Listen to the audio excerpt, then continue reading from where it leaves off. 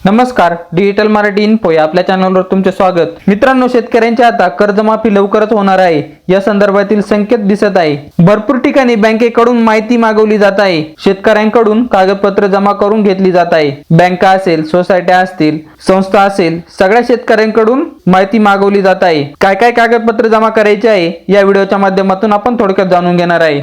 तर व्हिडिओ नक्की शेवटपर्यंत पहा व चॅनलवर नवीन असाल तर चॅनलला लगेच सबस्क्राइब करून ठेवा, म्हणजे असेच नवनवीन माहितीपूर्ण व्हिडिओज आणि अपडेट तुमच्यापर्यंत लगेच पोहोचतील। चला तर व्हिडिओला सुरुवात करूया।